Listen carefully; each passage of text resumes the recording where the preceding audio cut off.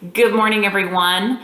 Welcome to Dementia Care Encouragement. My name is Leslie Fuller, and I've created this blog to help those of you who are living with somebody who's living with dementia, or perhaps you have a family member who's living in another community setting who is living with dementia. My goal is to give you knowledge and some tips and techniques on dealing with some of the brain changes that come along with that and your communication. So do want to do a quick review of what we talked about in our last class, which was the ways that people take in communication. When you are working with somebody who is living with dementia, make sure that you are getting visual cues for them first. So coming up to them and, watching my face now, even smiling, making eye contact, coming from the front, because they're going to take that little bit of time to really soak in what they're seeing first before any of their other senses. So make that positive, okay? Secondly, they're going to pay attention to verbal. So you need to visually become aware first and then get their attention visually. Good morning, so good to see you. Then we start with a verbal, all right? You have not approached them yet. You have not grabbed their hand. You've not touched their shoulder. Give them a chance to soak you in visually and verbally first. Then you can move in, reach your hand out, grab grab their hand, maybe hold their hand, shake their hand, and connect with them physically at that point. Fourth is emotionally. We then need to make an emotional connection with them. So instead of just coming up and saying, "Hi, Rose, it's time to go to lunch. You want to go?" You've kind of missed making a connection with them, right? Because you know what? Even if you've been with her for the last 5 years, or maybe she's family and you've been with her your whole life, she may need time to reconnect with you. So take some time to just sit and talk and be with them and have a positive emotional engagement before you move on to what task is. And then personally connect with them. So remember, first, visually, let them see you, then let them hear you, then get connection by touch, but only if they're okay with it, all right? You need to take their cue. I watched a young caregiver at one time who walked up to a gentleman. He was walking through the community and his pants were unzipped. And as a good caregiver, she wanted to respect his dignity and help him zip his pants. But what did she do? She walked up to him and just reached straight down and started to zip his pants. Didn't make the visual contact, didn't make a verbal contact, didn't give him a chance to engage with her on an emotional level of friendship or whatever that was. She just went straight in. She about got backhanded. So it gave me a good opportunity to have a lesson with her on how important these steps are. Okay, so try to practice on those. Remember those: visual, verbal, physical. Then get an emotional connection, and then whatever it is you want to do, whether it be maybe caregiving, or whether it be, hey, let's sit and look at this photo album of your family together. Whatever the connection is, leave personally until you have received their acceptance through those other terms. Okay, so moving on now. And I know all of that does take a little bit of extra time, but it's worth it. Take a breath if you need to, but try to implement this into your daily communications with them. I guarantee you'll have some positive feedback from it. Okay, last class we talked about how the brain changes and how it takes in information visually and processes that. So today we're going to move on to the sense of listening and hearing, how they're going to take that data and how that changes in the brain as dementia continues progressing. Okay, so auditory, what do? We hear with our ears, right? The information that we hear comes in to our brain through our temporal lobes. We have our left lobe and our right lobe. They function differently and they process information differently. So I want you to put your hands up and say left, okay? Language on the left. This is where we process language, okay? Which includes comprehension and vocabulary and understanding speech. The right side is we take in and we process rhythm. So we say language on the left, rhythm on the right. Say that with me because it's going to help you. Trust me, it's going to help you at the end of this really understand this better. Language on the left and rhythm on the right.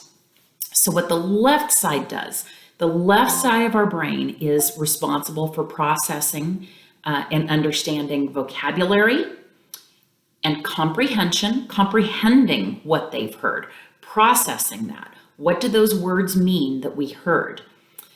Also understanding it. It's also responsible for speech. We lose the processing of that left side of our brain prior to losing the right side. So I said language is on the left, rhythm is on the right. What all is included on that right side? So the reason I say rhythm is think about when you meet somebody or think about when you answer a phone. Now, granted, cell phones, we answer a little more casually, I think, but when you answer a phone or you greet somebody for the first time, hi, I'm Leslie, it's nice to meet you. How are you today? Now, you probably say that a little bit differently than I do, but if I have that regular routine of meeting somebody, that's my rhythm. Hi, it's Leslie, so nice to meet you. How are you today? My guess is if I said that 10 times, I would have a similar rhythm to my speech patterns, okay? That is going to stay. And some of those social graces, hi, it's so good to see you, that will stay. If you've ever met somebody who is living with dementia and you first meet them and you think, oh, I have no problem communicating, this is fine. Those social graces are there.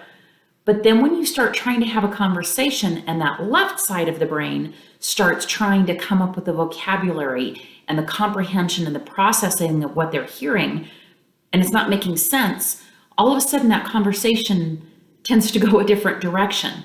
But when you first meet them, you shake their hands, you say, hi, how are you today? It's so nice. Or maybe you're outside and they say, oh, it's such a beautiful day, right? Those are social graces. Those are kind of hardwired in that right side. Also on the right side is chit chat, social chit chat, okay, which goes along with those social graces. Just how are the kids? Yes, great. Nodding the head in agreement. 3 other things that are in there, and I really want you to think about this. And I want you to think about this in relationship to maybe those that you're caring for. Music, poetry, and prayer are retained on the right side of your brain, okay?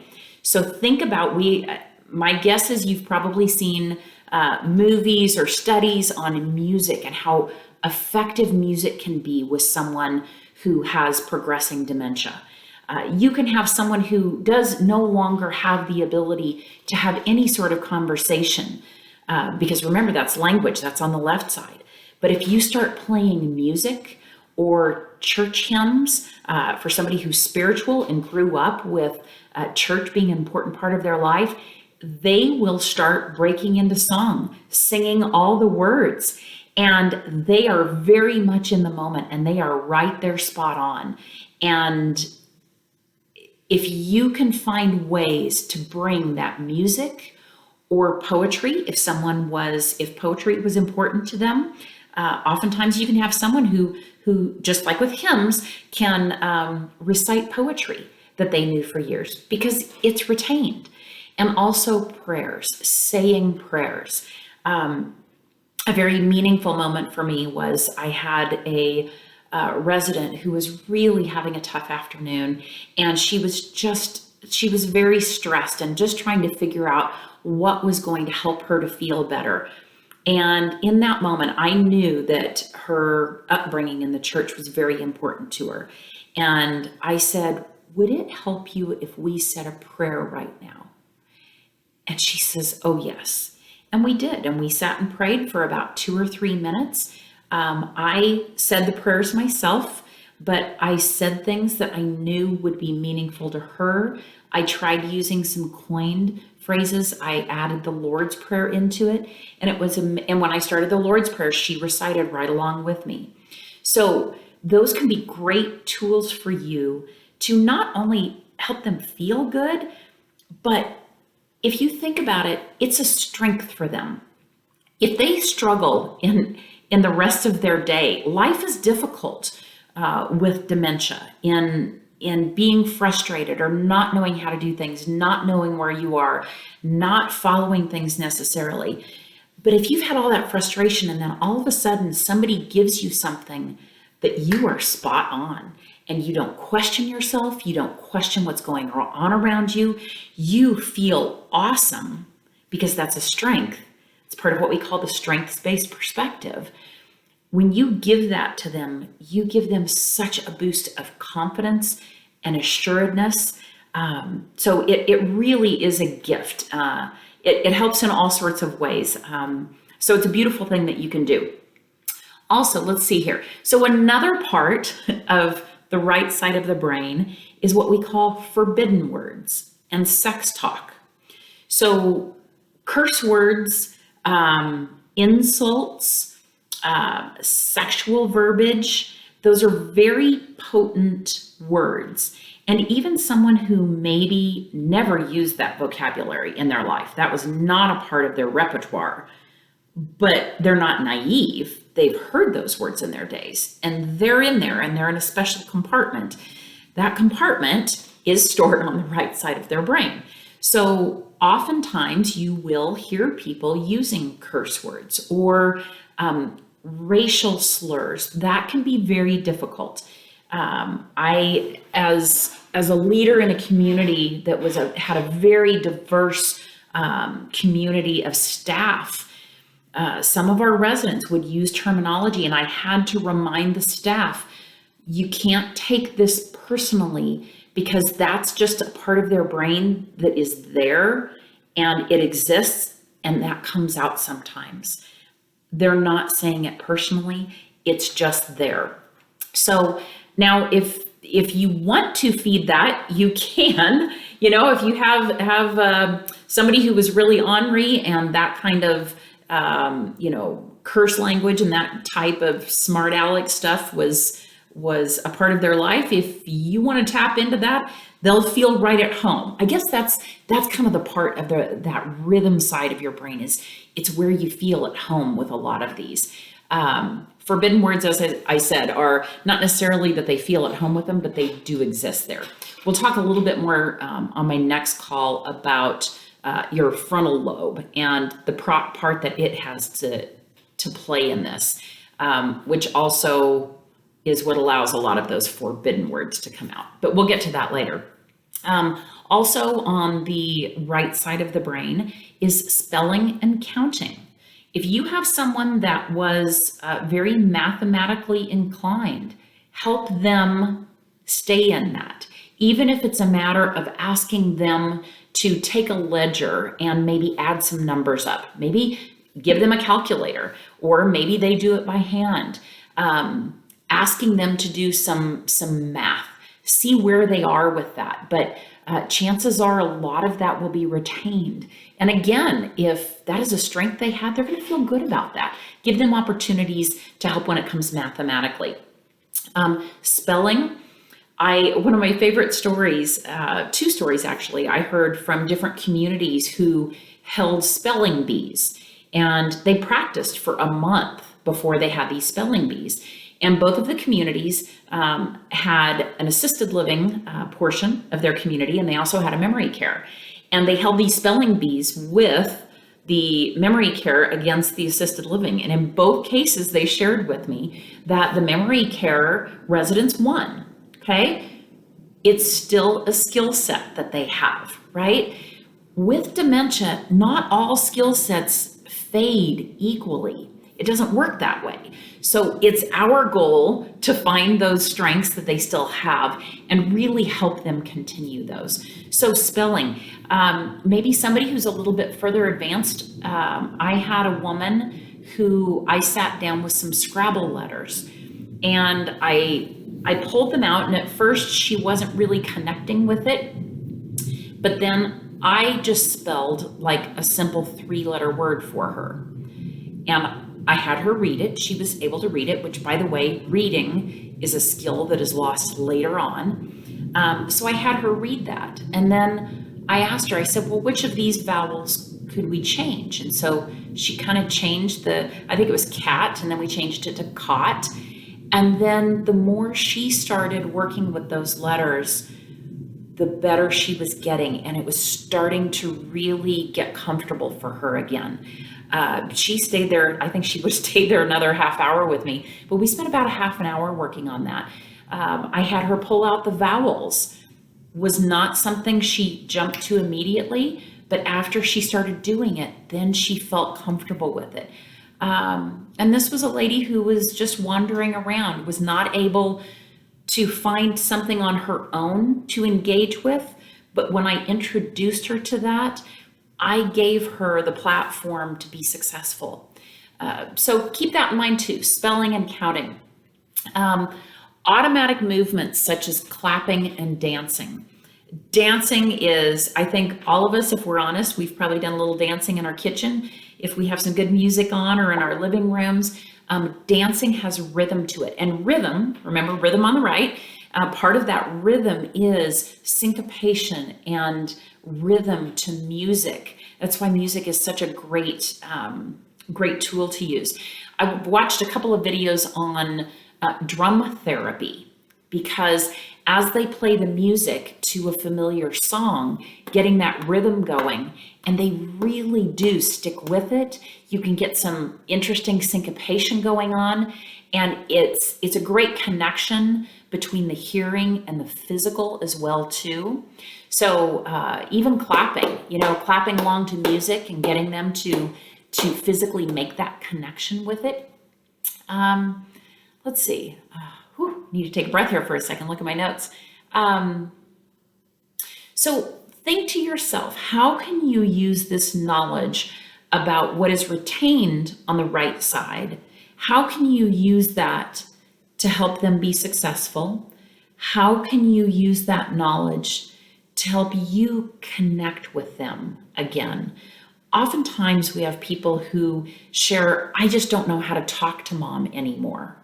Well, guess what? Here are some ideas and some ways that you can have interaction with them without relying on the left side of the brain, which is all about words and language, right?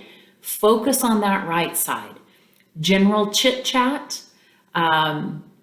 using music, poetry, and prayer, spelling, counting, rhythm.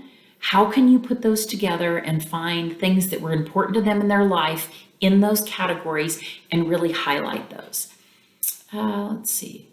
Another thing to think about with language, okay? Remember left, you're going to start losing this earlier, is that their ability to retain and process and understand what you say starts becoming limited. So imagine they're losing about 1 out of every 4 words that you're saying. So if you say, hey mom, I have a great day planned for us. We're going to go over to Timmy's house and take that birthday card. And then I think we're going to take the dog for a walk, and we'll end and have lunch. How much of that is mom really going to be able to retain? Okay. Early on, maybe she'll retain more of that, but you've thrown a lot at her and asking her to process all that at once. So the way you can help with this is to simplify your instructions, use fewer words, perhaps give a statement, then ask their opinion on it, ask for their buy-in to it. Take it one thought at a time. and slow down. I remember when I was younger, in my teens and even my early 20s, my father would tell me all the time, slow down, you talk too fast. Being 54 now, I obviously speak a little bit slower than I used to, but I think that is a good example of how I was just like this all the time. And that's what it sounds like to them. And they're back on your first sentence trying to process that and make sense, and you've moved on. That's frustrating. It was frustrating for my dad. Minus dementia, think how frustrating that is with dementia. So slow down a little bit, give some choices, but also gauge how many choices you give. If you give 3 or 4 choices, and that's too much for them to try to process and balance, then they can get stuck there as well too. So I think that's the bottom of my notes for today. All right, so points to remember from today.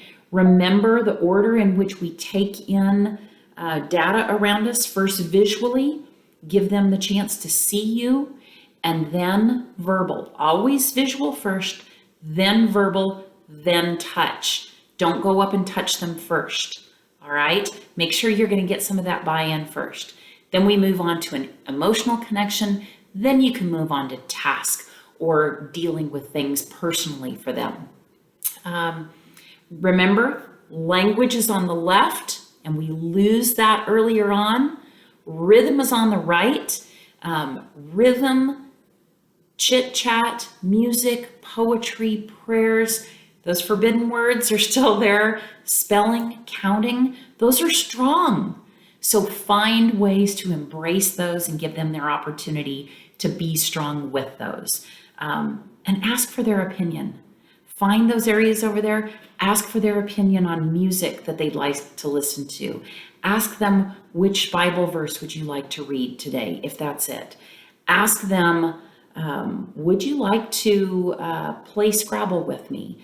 Find those things and engage in those. Anyway, I went a little long-winded today, but I hope this was helpful. And I look forward to our next one. We're going to talk about the primitive brain, the core of our brain, all about fight, flight, or fright, and also keeping them happiness and what really is at the core of that part of the brain. So we'll talk about that next. Anyway, have a good day. Take care, folks.